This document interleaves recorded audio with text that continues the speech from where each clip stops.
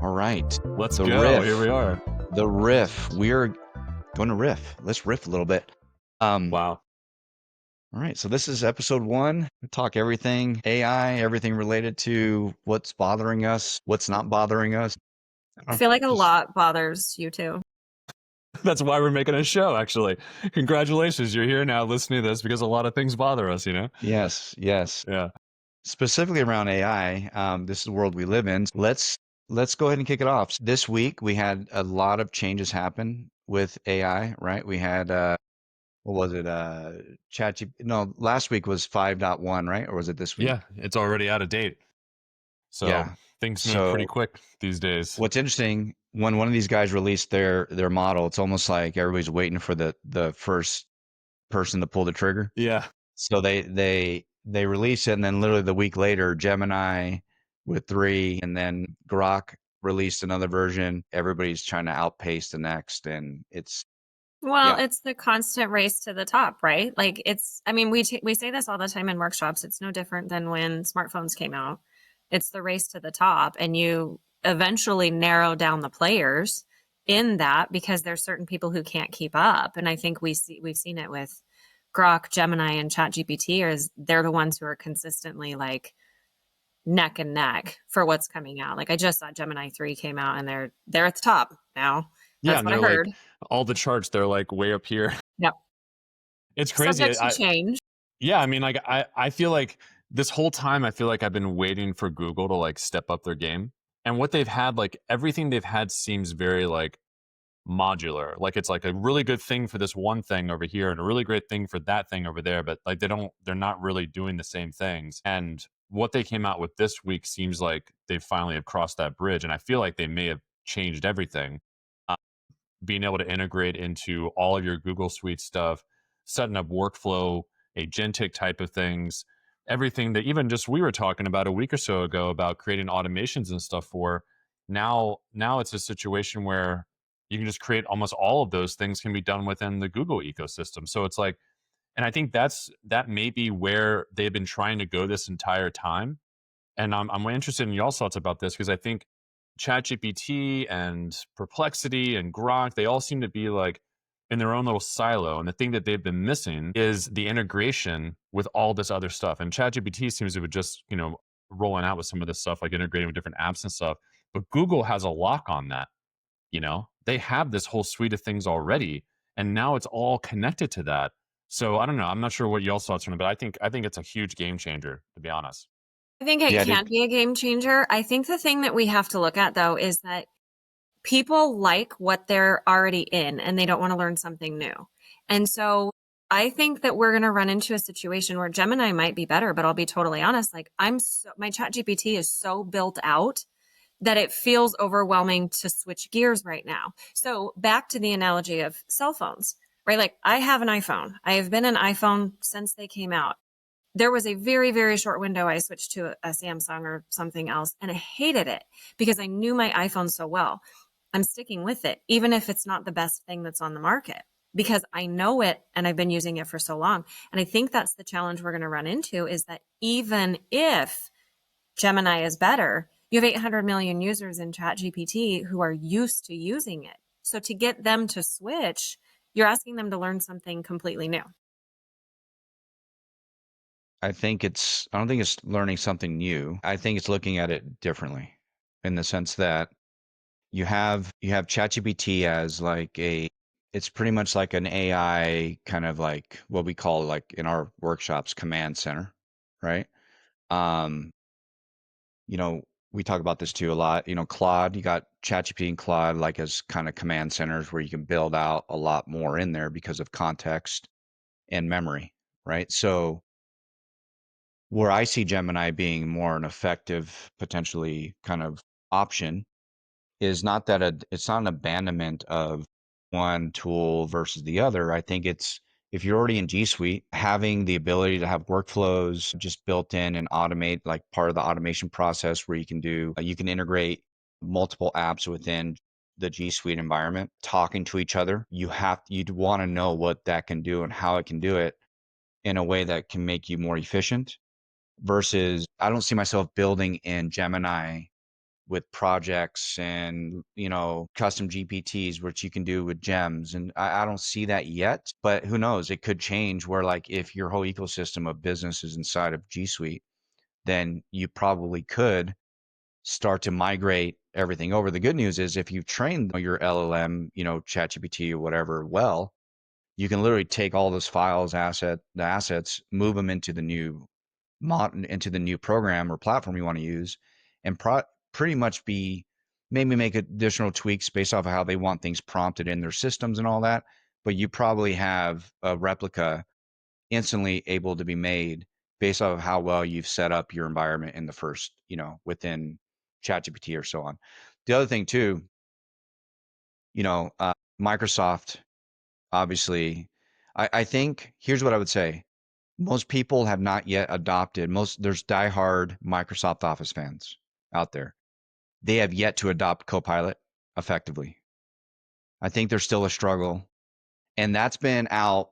Obviously, Gemini, Google has been out for a while with integration and like the ability to, be able to search files and Google Sheets and run formulas and do all that stuff for business. But if you think about the adoption, why are people still going to ChatGPT or Claude or whatever? It's because these other tools lack something. They don't feel, it feels just like another application you got to log into to get the job done versus like a true Copilot, AI Copilot helping you in your business, guiding you, strategizing with you. And I think that that's where, at least today, ChatGPT still has a lock on that, from a usage perspective. That's just my take on it. It comes back down to use case every single time. It just depends on what it is that people are trying to actually achieve with what they're doing, and I think it just depends on where you're at, what you're doing, why you're doing it. And I actually don't think that the more broader topic is I don't think people really know. I don't think they know. I think at the end of the day, like, everyone, it's like this new thing that people can't wrap their head around, and the least amount of time they've had with it, the least amount they understand what it is they can actually do with it. And I think it doesn't help at all that all these systems are touching different things. And I think that that's like it feels overwhelming, especially someone coming right into it. And even I think businesses and even larger companies right now, they're having a hard time wrapping their head around it because they can't possibly integrate this stuff at scale, especially larger corporations. They can't do it at scale because I think it comes back to trying to reverse engineer something that a human does is less efficient than just starting out from an AI perspective from the first place. Because I think this idea that AI is going to replace everyone's jobs, I don't necessarily think that that's true in a literal sense, the way that we're looking at it. I think it's going to negate the reason for certain jobs, not like take Mm-hmm. over someone's role and become their role. I don't think that's going to happen because no one has their processes dialed in. Even in a company, Fortune 500 company or something, they don't have every single role doesn't have their processes so locked in that they can put it into something in the AI and now all of a sudden can do all those things. I think it's going to get to a point where it negates the necessity to have that role in the first place because it's doing things from an AI centric perspective to begin with, and that becomes the real use case. Yeah. I think something I was talking to a client today with was around strategy, and something we shared over group text just this week was this idea of going into an organization and validating, like when it comes to adoption of AI fluency, we use the language AI fluency adoption, um, where I think a lot of people are missing the mark when it comes to the overwhelm of like, what do I adopt? What do I start to integrate into my business? How do I integrate it? What can it do and what it cannot do when it comes to AI? I think a lot of business owner leaders are missing kind of bucketing where to start in the sense of like, I think a lot of people are focused on AI growth strategies when the reality is there's multiple kind of subset buckets you can put this in, but for the sake of this example, let's just call it like two strategies. You have efficiency AI strategy and you have your growth AI strategy. So you have two. On the front end, if you've not yet processed your business and you don't have standard operating procedures and you don't have things well oiled where the machine, the AI machine, can actually use structured data, structured processes to be able to then deploy efficiencies, automations that make those roles become better, faster. It's really hard then to go into growth strategy. And I think a lot of people where they're stuck is they're focusing on the wrong strategy for AI. They're focused on growth all day, and they're forgetting the internal, the processes, the stuff that's actually going to make them way faster so they can focus on growth.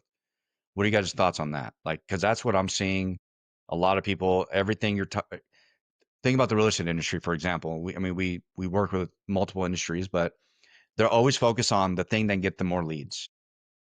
I mean, we hear all the time, like, I want the AI that can get me more leads, like more leads, more leads, more leads. But they're like their front end processes are broken. They don't have processes. They don't have anything structured. They don't have no documentation, and they wonder why, like, their business hasn't scaled yet. It's because they don't, and they don't understand how, some of them don't understand, at least some people that we talk to, how AI actually works and why it's important to have things structured so that it knows how to communicate with assets to be able to accomplish the thing you're asking it to do. I think what you have to look at, and kind of the way that I'm approaching my builds for anything, is we talk about AI ROI, right? And like, what is your ROI? And right now with AI, what the ROI is time. Like, we're not talking dollars at this point, or we can, but I think the actual ROI is what are you getting back in time? And I think that's got to be step number one, is because sure, bring in 800 new leads a month, see what happens, right? Like if you put something out there like that, if you don't have the foundation built to handle those 800 leads, it doesn't matter if you're bringing them in. So I think it's, first of all, get your ROI on time with what you're already doing, and then bring in the leads, because then you have the foundation and the time to be able to do it. Because let's be honest, the biggest thing that we're lacking as a society is time. Like if you ask someone how they're doing, oh, I'm really busy. Yeah, I don't have time for that. I don't have time for that. Right. And so I think it's when you, and Alex, to that point, is like, you talk about building for efficiency first. Buy your time first with your AI builds instead of buying business with it. Yeah. We're in like a really weird moment because I feel like we're all still trying to take this new technology and apply it to what we've been doing. Mm-hmm. And I think if we were to just like detach from that and look at it, say 5 years from now, and look at how things are operating then, it's not going to be replacing the things that we do now. As I said earlier, it's almost like negating the things that we do now. Like it like skips those steps. We're in like this really weird moment of like disruption and total chaos, and like it's very complicated, and we're trying to see how it's going to apply to stuff. And I think like trying to, to your point, like really trying to apply to how you can save time with the things you're doing now, like that's where it starts. And then I think you end up finding solutions that negate a lot of those things. Like instead of going from A, B, C, D, E, F, G all the way to Z, then you just jump, from A to M to Z, and now you realize you don't need everything else in between because it can handle all of that. I think at some point, we'll see industries start to emerge where it's going to replace the need for something, not replace the function of something. Maybe that's a better way to articulate it. But I think that actually is kind of scary. I think if guys, I've been pro AI since the jump, but I have to be honest, these last few months, I feel like the questions have been emerging in my mind where I'm like, where is this going?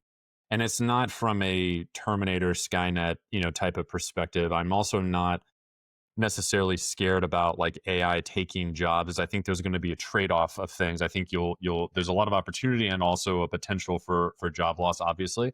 But what really I think concerns me more than anything else is how the sort of the economies at scale begin to operate when everything becomes replaced or integrated with this stuff.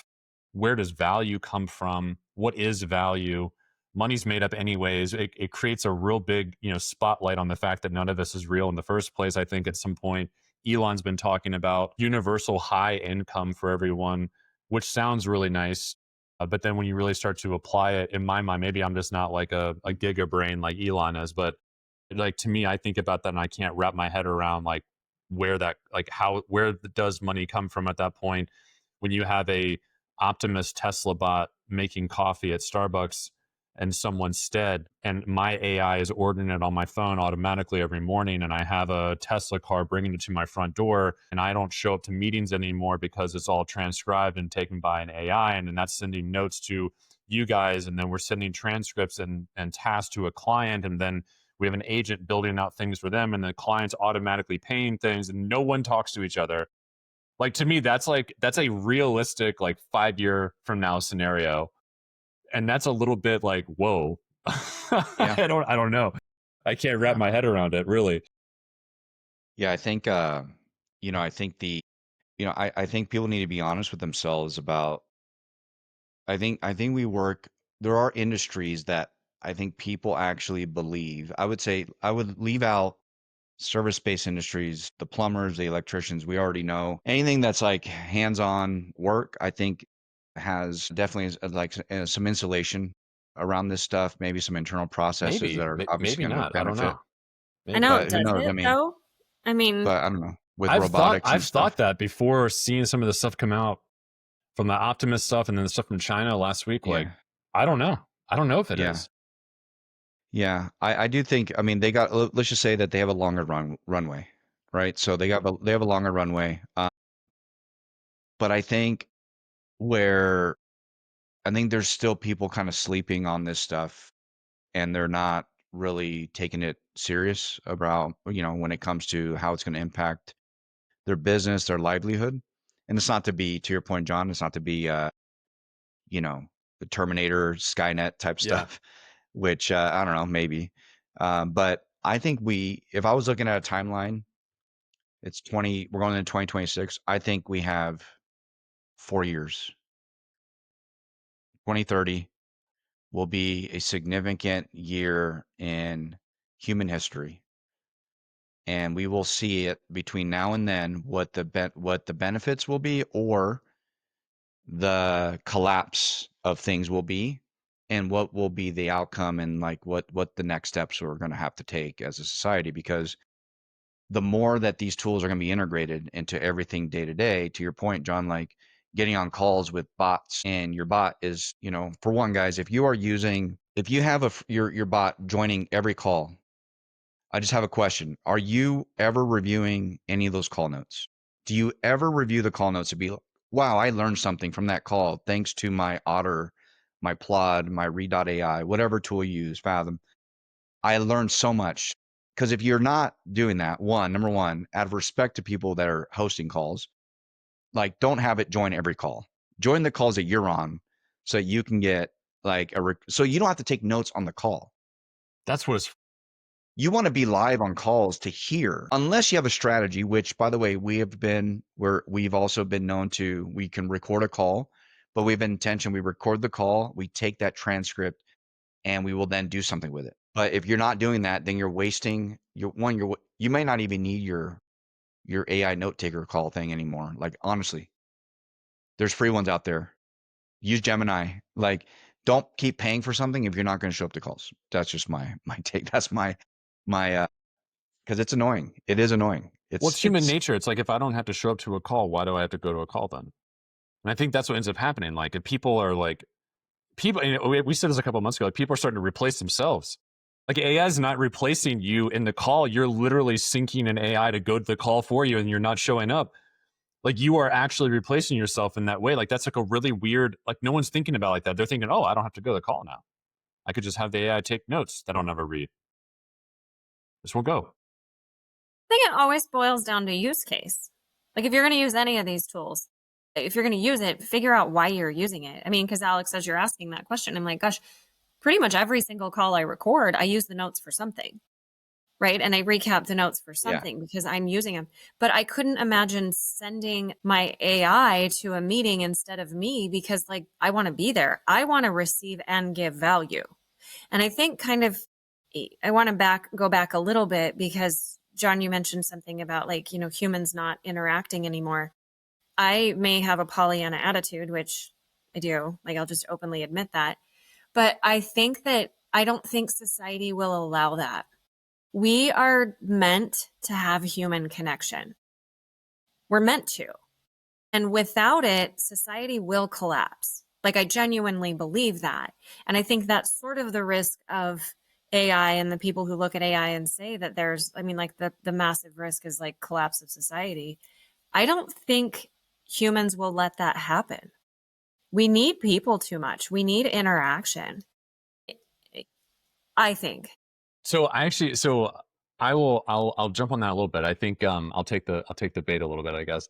I feel like this is already happening though, where I feel like we are social creatures and we need connection, but things like social media have created the illusion of connection, and everyone's more divided than they've ever been before because we're in these like algorithmic tribes where you only see the things you see and therefore you believe what you see and everyone else is wrong. And I think that like I hope that that doesn't become exacerbated by AI. But even like on X, for example, by the end of this month, Elon's claiming that the entire algorithm will be ran by Grok, which has never been the case. Algorithms have been an algorithm. It's a math equation. It takes metrics, it analyzes certain metrics, and then it applies that to how it delivers content to different people. But Grok is now supposedly going to be reading 100 million posts a day and deciding who should see which post. So like even like disconnects, like I've thought the algorithm has been a challenge for a long time on all these different platforms, but I wonder like how is that actually going to affect things? Because if it's only showing me things that I like or things that I hate, because either one get me to engage in it, it ends up creating this really strange dichotomy of like a personal experience. And I think it may potentially divide us even more. If everyone, now I can see it going two different ways. Like one, to your point, if AI is showing up and doing all the work for me and talking to everybody, business wise, or going and fixing the cup of coffee or whatever the case might be, or vacuuming the house for me or whatever while I'm on this call, then maybe I have more time to spend with humans one to one and having those interactions. But I don't know if we have like evidence up until this point to actually support that, because it kind of feels like the more we're connected, the less we actually are. That's like my big existential crisis feeling about all of it. But I could see it. I could see it going either way. And I think Elon, as he was saying a week or so ago on Rogan's podcast, he mentioned, the benign outcome is that we have universal high income and everyone has more, amazing times in their life or whatever. They're doing all this stuff and it's great. But he keeps using this term benign outcome. And I see that too. Like I can see the potential for that. I can also see the potential where it sort of becomes very isolating. Maybe, and maybe it just depends on who you are. I think it could go either way, where people start to become more isolated because they don't actually have to interact with people. And so they send their note taker to a call. They do this stuff, which we're seeing already happen, where they're not connected. Even in, the community calls and things that we've had, we've noticed like an uptick in people even just using this tech. And then after a while, like their AI show up. And I Yeah, think well, we're that gonna like start we've seen deleting that those people everywhere. from showing up, dude. That's it. Yeah. Just because Maybe we it's should have ours show up to this and just do the podcast for I us, think we should just do that too. But I think that I think yeah, who knows what the future is. What Elon said about, kind of high basic income, kind of not basic, but high, what is it? Universal high income. Yeah, universal high. It presents a very interesting dilemma of, and it's always goes back to like, then what's the purpose of like, and at what point does society still need people to show up to, okay, so if you got universal high income, whatever that number is for you, depending on how many years, I don't know how they'll calculate that, but let's I just have say no that was idea. the situation. It wasn't basic, or like you're just getting the money just to survive, like barely, but you're getting something that you can survive and plus, right? What is the benefit? You see, this is where it gets dangerous, because there's somebody still have to govern that machine, right? And if this goes back to like then social scores, it goes back to the digital, universal, kind of currency. It goes back to one world, one order, one world order type stuff, because that's the way I see the outcome. Because the reality is, if you are the butcher and you're getting your high income, and what if one day you're like, I don't want to go to the shop? It's like this weird communistic utopia that we believe will exist. But the reality is we're human and we're broken and we're ambitious and we're greedy and we're selfish. And so you're going to tell me that you're going to pay me and I don't have to go butcher the meat anymore. Why would I show up until I'm met with the consequences of not showing up, which is, oh, you don't get your pay or we shut you down or whatever the case is, right? That's the bigger problem. You know what I mean? It's not, I think that becomes the rub with society is it's not really free. You're imprisoned by it now. I feel You're like imprisoned by Lisa. AI. You're literally imprisoned by AI. AI has Yeah, just captured the world and you're imprisoned by it now. it's weird because I think this brings up a much broader, like, philosophical question where what determines and creates purpose within your life, and are we so brainwashed and programmed at this point where we only find purpose in work? Because I feel like that's one side of it. And the other side of it is like, well, if everyone had $1 million, no one would go to work. That's just, I mean, that's just effectively the reality. I mean, no one would go to a job. They wouldn't do it. 99% of the population would no longer go to work.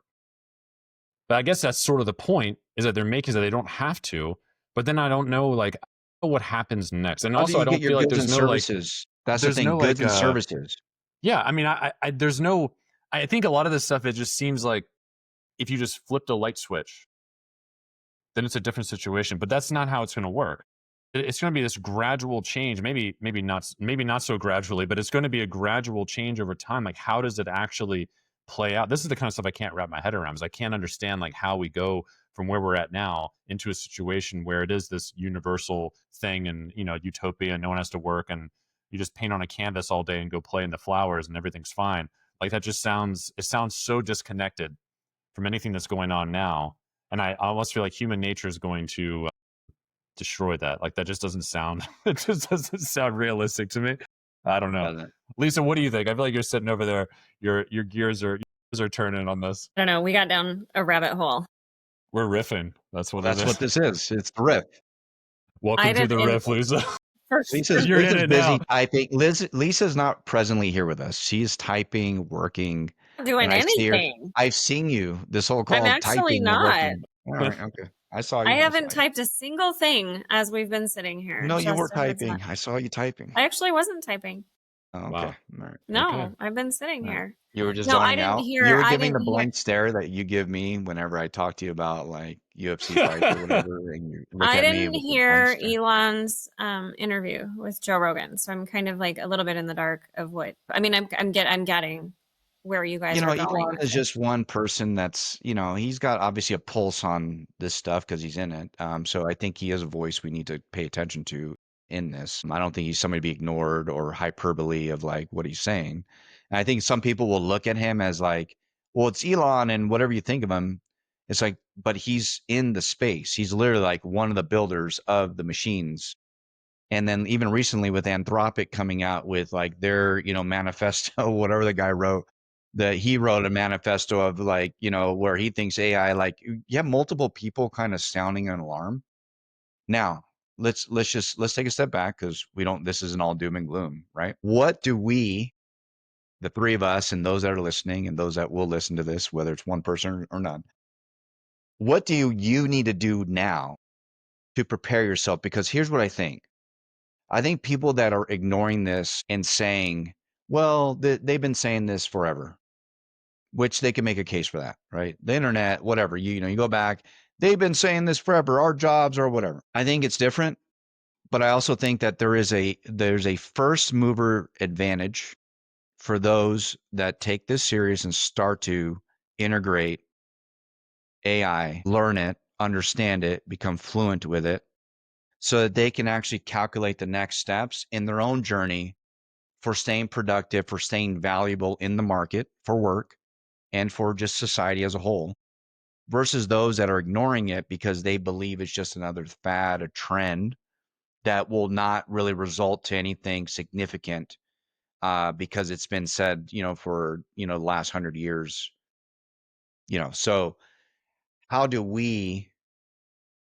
what's the message for those people that are like, I believe we're all first mover advantage players here. there's people listening that are those people too. So we want to you're in the right place, you're doing the right things. I do want to share kind of like an interesting, did you guys read McKinsey just came out with a new study, by the way. I don't know if you guys know that. They came out with a report for enterprise, but I want to share this on the screen.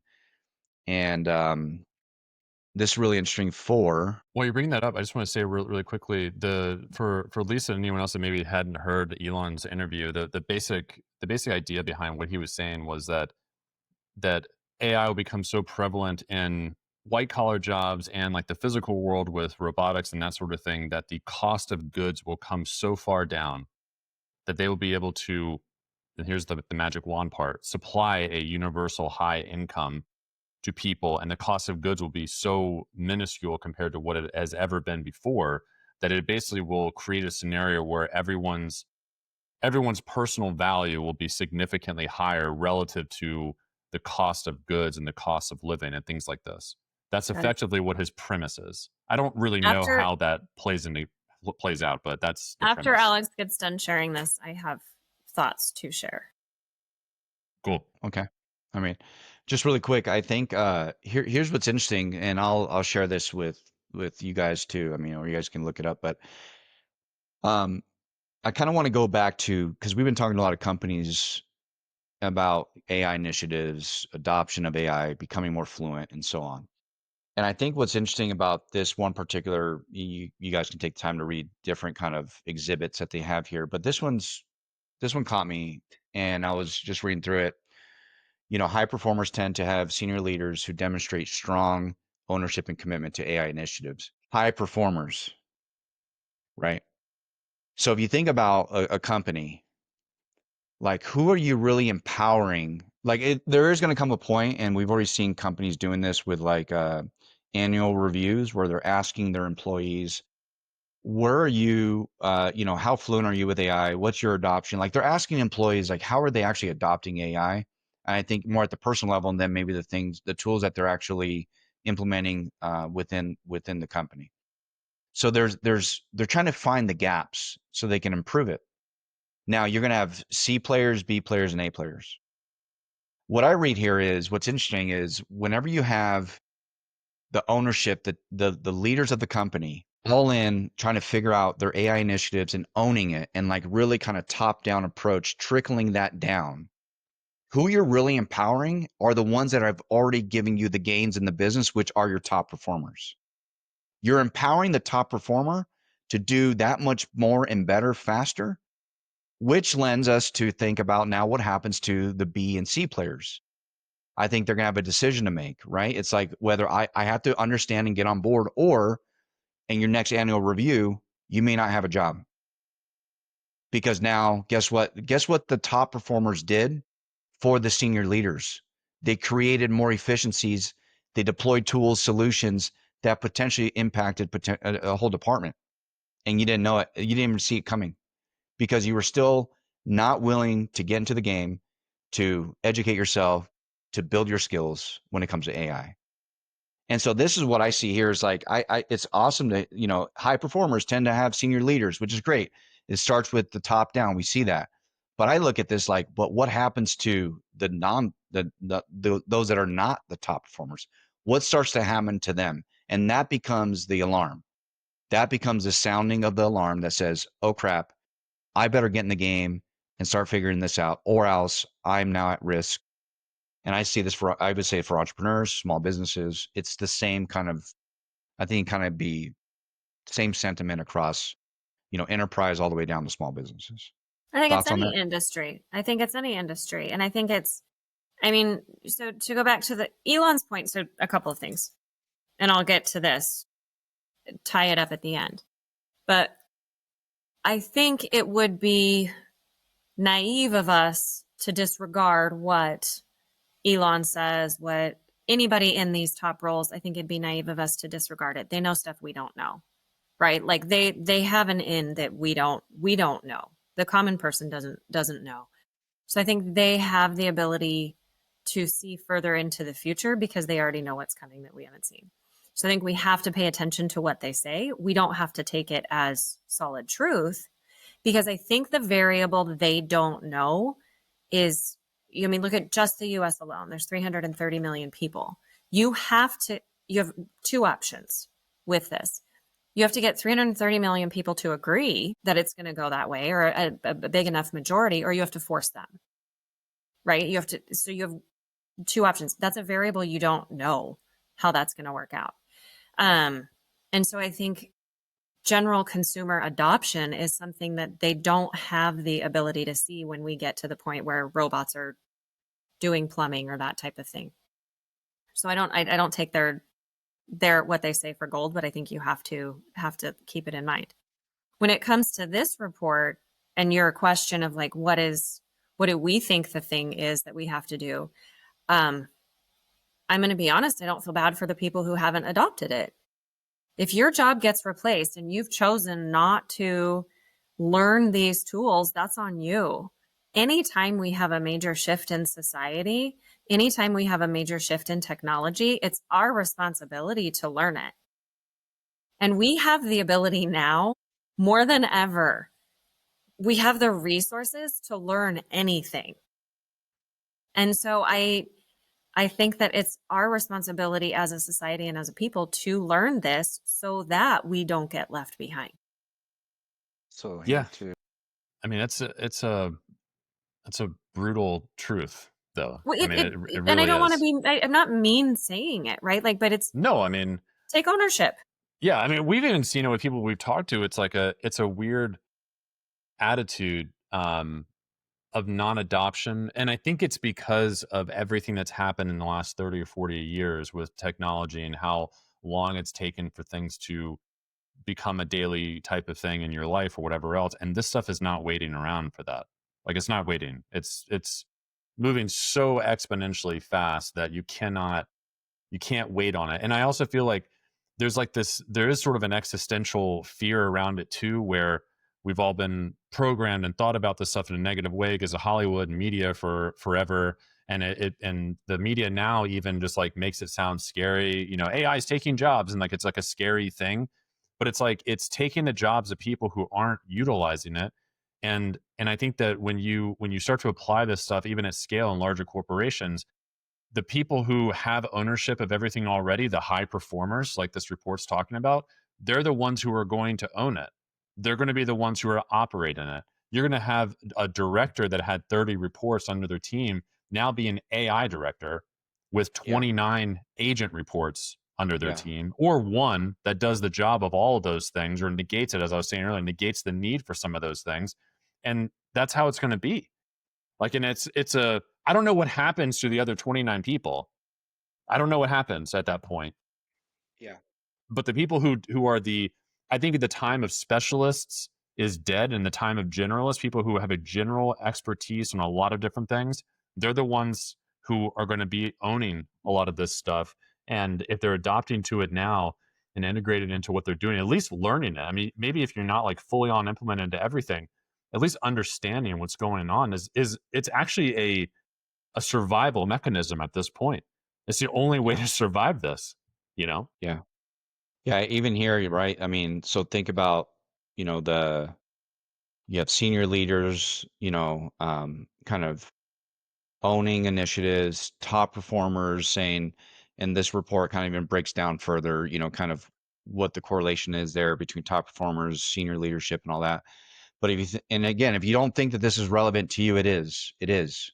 Doesn't matter if you're a real estate agent. Doesn't matter if you're a small business with 10 employees, 5. You're like, oh, this isn't for me. McKinsey's only looking at big companies. It's relative. Here's why. Because what happens in a big company, and if jobs are lost, okay, if jobs are lost in large companies, what do you think happens in the economy? Like your business is impacted by that. The spending, the power of the dollar goes down, right? Because most people are out of jobs. They can't. So if Amazon has a big layoff or whatever company, right? Google, whatever it is, they have these big layoffs. It impacts everybody. Everybody. It's a trickle effect, right? So if you're not understanding that, or you don't think it's relative, it's very relative. This is why you have to understand. If you're in a big company right now, like get in the game. Don't be lazy. Like there's a ton of resources out there to actually help you understand and learn this stuff. But look at this. I mean, high performers are much more likely than others, uh, are to have taken AI agents to scaling phase. Now, if you don't know what AI agents are, that's fine. But think of having an autonomous employee doing the work that maybe you were doing yesterday, but it's able to do your job now. But think about this. High performers are doing this in these companies. They're the ones deploying the very thing that could replace your job or replace something in an industry. And the flip side of that, it could create more opportunity, which we are a byproduct of that. I think we have opportunity coming our way because of this. So there's two sides of the coin. There's opportunity, and then there's going to be people that are just going to be, they're going to be screwed. They're not going to be able to transition into the next phase of what this thing is because they didn't take the time to learn it. But if you look here, if you think about, these are the top performers. These are the people that are maybe because so I look at this like high performers are much more likely than others to have taken. It's weird how this is like worded. Than others are to have taken AI agents to the scaling phase. To the scaling phase, generalists. John, you said generalists, right? So think about this. These are people in here: marketing, sales, risk, service operation, software engineering, strategy, corporate finance. They're taking AI agents. They're not technical people. Like, it actually levels the playing field. This is why you have to get in the game. It levels the playing field to make you more valuable. These people that saw the opportunity in their own departments didn't get lazy. They said, hey, these top performers are like, oh, I got this tool. I'm not a techie. I don't understand. Like, I'm going to figure it out though. And guess what? They're the ones. It's not the IT guy coming into your department, deploying this thing and scaling it for you. It's the people in the actual departments. It's the people in the industries that are the generalists that are scaling these things. So if you think that you're not techy enough, or you think that this isn't for me, it is for you. It is detrimental if you do not adopt it and scale with it. Period. Yeah. And it's End of happening because story. End of game. it's in their nature to do so. They're high performers already. It's in their nature to perform at that level. And the more power they have behind them to perform at that level, the more they're going to grasp onto it. You know, it's crazy. So, final thoughts coming up here as we're wrapping up the very first episode of the Riff. Um, where do we see this stuff going right now? I don't want to say like 6 months, but or even just in the next 6 weeks, like the things that are being implemented right now. I'll kick it off with sort of my final thoughts here. I think Google yesterday. I feel like a lot of times you see these releases and it seems like a game changer. I honestly believe that Google's release yesterday with everything, it is an actual game changer. Like I really do see that because they're starting to integrate into their actual workspaces of things, and I think people are going to they're going to be able to have access in a way they haven't before. They're not going to have to go to somewhere else to do something. I think we're going to see a lot more adoption because of that, and I think things will become a little bit more connected because of that for now. But these other players that are out there aren't going to sit idly by either. It's a constant race to see who's above the next one. And so I don't know. We'll see how it plays out here, but I do think Google. I think we'll see in the next few weeks Google's adoption will be higher and integration will be higher as well. As sort of where I see this kind of playing out here in the very near future. Here's my final take. I think it's practical. 3 things to consider. Number 1, if you're thinking about AI strategy for your business, look internally first. You have to look internally first. What are the processes right now in your business? If you're a solopreneur, it doesn't matter. If you own a company of 1,000 employees, what are the internal processes right now that are not well documented, don't have structured SOPs, or haven't been updated in a while, and get that, I would say, reconfigured in a way that AI can now potentially be adopted and gain some efficiency. So that's 1. 2, if you want to avoid being replaced by AI, okay, I think it's a real thing that we should all consider, is you have to start to educate yourself. There's a lot of free resources out there. We run accelerators every month. We go into companies and we teach companies on how to adopt AI. But I mean, it's endless. So the excuse of like, I don't know is it's out the door. Like, there's so many resources out there for you to get up to speed on how to adopt. And lastly, what is one thing that AI, you know, can't do that is still within your domain as a human? What is the one thing? So think about that. It's really your experience, okay? But your ability to be resilient and to be able to use that resiliency to educate yourself in the world of where it's going with AI. And then so you can then look at your business and then start to adopt it in a way that empowers you, empowers your team, doesn't necessarily replace your team, but it empowers them to be stronger, faster, better in this new era of AI. So 3 things to consider as you're going through your journey. And Lisa, you have the final thoughts. I'd say if I look into the next 3 to 6 months, I think what we're going to see is the gap get wider. And I think we all have agency over which side of that gap we're on. But I think that it's a chasm, right? Like you don't want to get stuck on the wrong side of that. So I think everybody's got to take their own, it's your responsibility.